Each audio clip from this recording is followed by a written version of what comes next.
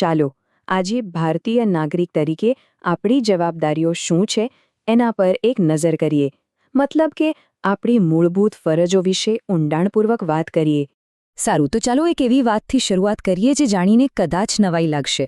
શું કોઈએ વિચાર્યું છે કે આપણા મૂળ બંધારણમાં એક બહુ જ જરૂરી વસ્તુ ખૂટતી હતી?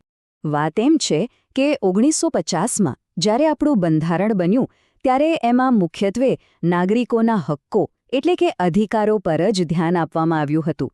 પણ પછી 1976માં 42માં સુધારા દ્વારા આખી વાત બદલાઈ ગઈ. ભૂતપૂર્વ સોવિયત સંઘના બંધારણમાંથી પ્રેરણા લઈને ફરજોનો એક સંપૂર્ણ નવો વિભાગ જ ઉમેરવામાં આવ્યો. તો હવે સવાલ એ થાય કે આટલો મોટો ફેરફાર થયો કેવી રીતે? આ ફરજો આવી ક્યાંથી? ચાલો એની પાછળની આખી કહાણી સમજીએ. જુઓ, આ કોઈ રાતોરાત થયેલો ફેરફાર નહોતો. એની પાછળ એક આખી પ્રક્રિયા હતી. સૌથી પહેલાં સ્વર્ણસિંહ સમિતિએ 8 ફરજો સૂચવી. સરકારને આ વિચાર ગમ્યો અને એમણે એમાં થોડો વધારો કરીને 10 ફરજો ઉમેરી. અને આજે આપણી પાસે કુલ 11 મૂળભૂત ફરજો છે. તો ચાલો હવે આ 11 ફરજો છે શું એને જરા વિગતવાર જોઈએ. સમજવામાં સરળતા રહે એ માટે આપણે એને અલગ અલગ થીમ પ્રમાણે વહેંચીને જોઈશું. સૌથી પહેલી અને સૌથી મહત્વની થીમ છે રાષ્ટ્ર પ્રત્યેની નિષ્ઠા. આમાં શું આવે? તો કે આપણા બંધારણ, રાષ્ટ્રધ્વજ અને રાષ્ટ્રગીતનું સન્માન કરવું, દેશની સાર્વભૌમત્વ, એકતા અને અખંડિતતા જાળવવી, અને હા, જ્યારે પણ દેશને જરૂર પડે ત્યારે એની રક્ષા માટે હંમેશા તૈયાર રહેવું. આગળ વધીએ. એક બહુ જ મહત્વની ફરજ છે આપણા ઇતિહાસ સાથે જોડાયેલી. જે મહાન આદર્શોએ આપણી આઝાદીની લડતને પ્રેરણા આપી હતી એને આપણે માત્ર યાદ નથી કરવાના, પણ આપણા દિલમાં સાચવીને રાખવાના છે અને એના માર્ગ પર ચાલવાનું છે. હવે વાત કરીએ સમાજ અને સંસ્કૃતિની. આપણી ફરજ છે કે આપણે બધા ભારતીયો વચ્ચે ભાઈચારો વધારીએ. સ્ત્રીઓનું અપમાન થાય એવી કોઈ પણ પ્રથા હોય તો એને છોડી દઈએ. અને આપણો જે ભવ્ય સાંસ્કૃતિક વારસો છે એનું ગૌરવ કરીને એનું જતન કરીએ. પછી આવે છે પર્યાવરણ. આ તો આપણી બધાની સહિયારી જવાબદારી છે, ખરું ને?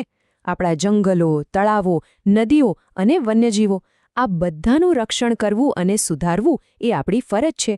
સાથે જ દરેક જીવ પ્રત્યે દયાભાવ રાખવું એ પણ એટલું જ જરૂરી છે. હવે વાત કરીએ એક પ્રગતિશીલ સમાજ બનાવવાની. આ માટે જરૂરી છે કે આપણે વૈજ્ઞાનિક અભિગમ અપનાવીએ. સરકારી મિલકત એટલે કે જાહેર સંપત્તિને નુકસાન ન પહોંચાડીએ અને આપણે જે પણ કામ કરીએ, ભલે વ્યક્તિગત હોય કે સામૂહિક, એમાં શ્રેષ્ઠતા મેળવવા માટે સતત પ્રયત્નશીલ રહીએ. અને હવે આવે છે 11મી ફરજ, જે પાછળથી ઉમેરાઈ. 2002માં 86માં સુધારા દ્વારા આ ફરજ જોડવામાં આવી. આ ખૂબ જ મહત્વની છે. આ ફરજ મુજબ દરેક માતાપિતા અથવા વાલીની જવાબદારી છે કે તે પોતાના 6 થી 14 વર્ષના બાળકને શિક્ષણની તક પૂરી પાડે. તો આ છે આપણી 11 મૂળભૂત ફરજો. આ ચિત્રમાં બધી જ ફરજો એક સાથે કેટલી સરસ રીતે બતાવવામાં આવી છે. આ એક રીતે જોઈએ તો એક આદર્શ નાગરિક માટેની માર્ગદર્શિકા છે. સારું, તો આપણે ફરજો તો જાણી લીધી, પણ હવે થોડી ટેકનિકલ વાત કરીએ. જેમ કે આ ફરજો કોના માટે છે અને શું એનું પાલન ન કરીએ તો કોર્ટમાં કેસ થઈ શકે? ચાલો એની ઝીણવટભરી વિગતો જોઈએ. અહીં 2 વાત બિલકુલ સ્પષ્ટ છે.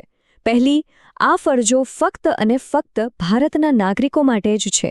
બીજી, આ ફરજો કાયદાકીય રીતે નોન જસ્ટિસિએબલ છે, એટલે કે આ એક પ્રકારની નૈતિક જવાબદારીઓ છે. એનું પાલન ન કરવા બદલ કોઈને સીધા કોર્ટમાં ઘસડી ન શકાય.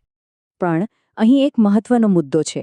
ભલે આ ફરજો સીધી રીતે કોર્ટમાં લાગુ ન કરાવી શકાય, પણ આપણી સંસદ પાસે સત્તા છે કે તે આ ફરજોને લાગુ કરાવવા માટે ખાસ કાયદા બનાવી શકે. એટલે કે નૈતિક જવાબદારીને કાનૂની બનાવી શકાય છે.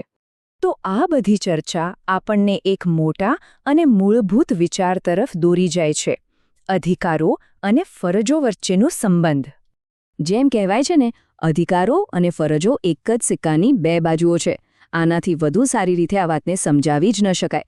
આ બંને એકબીજા સાથે જોડાયેલા છે, એકબીજા વગર અધૂરા છે. આ ફરજો આપણને સતત યાદ અપાવે છે કે આપણે જે પણ અધિકાર ભોગવીએ છીએ એની સામે આપણે એક જવાબદારી, એક ફરજ પણ છે. દેશની પ્રગતિ ત્યારે જ શક્ય છે જ્યારે આપણે અધિકારોની સાથે સાથે આપણી ફરજો પ્રત્યે પણ એટલા જ સજાગ રહીએ. તો અંતમાં એક સવાલ સાથે આ વાત પૂરી કરીએ. જરા વિચારો, જો દેશનો દરેક નાગરિક જેટલા જોશથી પોતાના અધિકારોની વાત કરે છે, એટલી જ નિષ્ઠાથી પોતાની ફરજો પણ બજાવે, તો આપણો સમાજ અને આપણો દેશ ક્યાં પહોંચી શકે? આ સવાલ પર વિચારવા જેવું